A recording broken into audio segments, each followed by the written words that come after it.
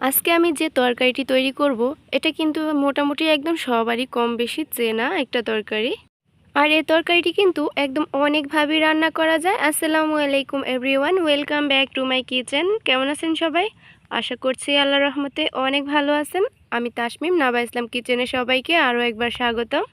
আজকে আমি একদম সিম্পলভাবে আপনাদেরকে মিনা দিয়ে মাছ রান্নার একটা ঝোল তৈরি করে দেখাবো। আর এই তরকারিটা কিন্তু অনেক মজার একটা তরকারি। আর আজকে এই তরকারিটা একটু ভিন্নভাবে আপনাদেরকে রান্না করে দেখাবো। তো ভিডিওটি না টেনে সম্পূর্ণ দেখতে থাকুন, তাহলে কিন্তু একদম সুন্দর একটা রেসিপি পেয়ে যেতে পারেন। তো প্রথমে আমি কতগুলো এখানে মিনা কেটে নিয়েছি, দেখতেই পাচ্ছেন। এটা কিন্তু একদম সহজ, যে কেউ কিন্তু এই তরকারিটা কেটে নিতে পারবেন। তো সেটা আর আমি দেখাইনি, আমি এইরকম করে কেটে নিয়েছি, যেহেতু এটা আমি তরকারি রান্না করব। আর এই সবজিটা কিন্তু একদমই নরম, খুব দ্রুত সিদ্ধ হয়ে যায়। তো এরকম করে কেটে নিয়েছি। এখন আমি দেখিয়ে দিচ্ছি কতগুলো মাছ নিয়েছি, আর মাছগুলো আমি তেলে ভেজে নিয়েছি। তো এখানে আমি হলুদ গুঁড়া, লবণ আর মরিচ গুঁড়া দিয়ে আমি সামান্য একটু লেবুর রস অ্যাড করেছি, মাছের যে একটা গন্ধ সেটা চলে যাবে তাই।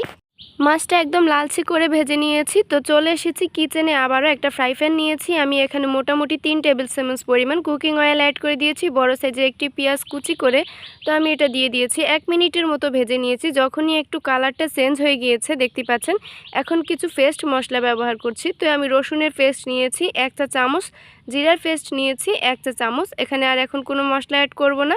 তো এই মশলাটা আমি 1 মিনিটের মতো ভেজে নিয়েছি। যখনই কাঁচা একটা গন্ধ চলে গেছে, এখন কিছু শুকনো ইনগ্রেডিয়েন্টস অ্যাড করে দিচ্ছি। তো হলুদ গুঁড়া দিয়েছি 1 চা চামচ, মরিচ গুঁড়ো নিয়েছি 1 চা চামচ পরিমাণ, আর এখানে লবণ নিয়েছি 1/2 চা চামচ। লবণটা কিন্তু পরেও অ্যাড করা যাবে, তো সেটা আপনারা কিন্তু বুঝে শুনেই লবণটা অ্যাড করবেন। এখন আমি এই মশলাটা মোটামুটি 30 সেকেন্ডের মতো ভেজে নিয়ে এবার একটু সামান্য পরিমাণ পানি অ্যাড করে দিয়েছি। আর পানির পরিমাণটা দেখেই বুঝেছেন নিশ্চয়ই কতটুকু পানি অ্যাড করেছে। মশলার ঝোলটা যখনই ফুটে এসেছে, তখন আমি অ্যাড করে দিচ্ছি ভেজে রাখা মাছগুলো। তো এই মশলার সাথে আমি মাছটা একটু কষিয়ে নিব। তো আমি 2 মিনিটের জন্য ঢেকে দিয়েছি। তো ফিরে আসলাম প্রায় 2 মিনিট পর। এখন দেখতেই পাচ্ছেন সুন্দরভাবে একটা সাইডে মশলাগুলো লেগে গিয়েছে। এইভাবে মাছটা মশলার সাথে কষিয়ে রান্না করলে এই তরকারিটা যে কত মজা হয়, একবার বাসায় ট্রাই করলে বুঝতে পারবেন। তো আমি একটা সাইড হয়ে গিয়েছে, আমি আরও একটা সাইড উল্টে দিয়েছি। আবারও আমি একটু উল্টে মোটামুটি 2 মিনিটের মতো রেখেছিলাম। তো ফাইনালি আমার মাছটা কষানো হয়ে গিয়েছে। এখন আমি এই মাছটা উঠিয়ে নিচ্ছি মশলার থেকে। আর মশলাটাও কিন্তু অলরেডি মাছের মাঝে অনেকটা ঢুকে গিয়েছে। তো আমি উঠিয়ে নিয়েছি। এই কষা মশলার ভিতরেই কিন্তু এখন আমি দিয়ে দিচ্ছি মিনাগুলো। আমাদের আঞ্চলিক ভাষায় কিন্তু আমরা এটাকে মিনাই বলে থাকি। আপনারা কিন্তু অনেকেই এটাকে অনেক নামে চিনতে পারেন, তবে আমরা কিন্তু আমাদের আঞ্চলিক ভাষায় এটাকে মিনা বলে থাকি। তো এই মিনাটা দেওয়ার পর কিন্তু আমি মশলার সাথে 1 থেকে 1.5 মিনিটের মতো ভালোভাবে নেড়েচেড়ে মিক্স করে নিয়েছি। এখন ঢেকে দিচ্ছি, চুলার আঁচটা কিন্তু মিডিয়ামে রেখেছি।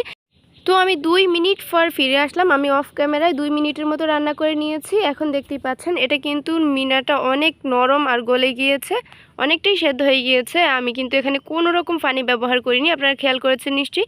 যারা ঝোল খেতে চান না, তারা কিন্তু এই তরকারিতে পানিটা স্কিপ করতে পারেন। এখানে কিন্তু এমনিতেই প্রচুর পরিমাণে পানি উঠে গেছে। তো আমি কষানো মাছটা এখানে দিয়ে দিয়েছি, আর ওই বাটিটা ধুয়ে সামান্য পরিমাণে, মোটামুটি এখানে 2 টেবিল চামচ পরিমাণ হবে, আমি পানি ধুয়ে ওটা অ্যাড করে দিয়েছি। আর এখন আমি ঢেকে দিচ্ছি আবারও 3 থেকে 4 মিনিটের জন্য।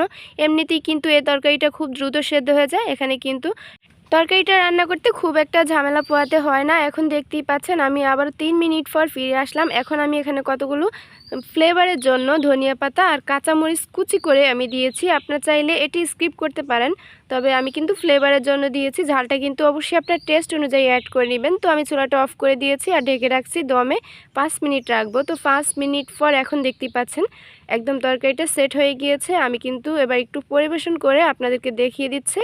খেয়াল করেছেন নিশ্চয়ই, এই তরকারিটি রান্না করতে কিন্তু খুব একটা মশলা ঝামেলা নেই। একদম সিম্পলভাবে তরকারিটি রান্না করবেন, আর খেতে একদম হবে ফার্স্ট ক্লাস। আর এইভাবে কষিয়ে মাছটা রান্না করলে মাছটাও খেতে ভীষণ মজা হয়। আপনারা কিন্তু চাইলে এখানে যে কোনো মাছ ব্যবহার করতে পারেন। আর হ্যাঁ, এই তরকারিটি কিন্তু গরম ভাতের সাথে খেতে অনেক মজা হয়। আপনারা কিন্তু চেষ্টা করবেন গরম গরম ভাতের সাথে এটি সার্ভ করতেন। তো এতক্ষণ পর্যন্ত ভিডিওটির সাথে থাকার জন্য অনেক ধন্যবাদ। তো আল্লাহ হাফেজ।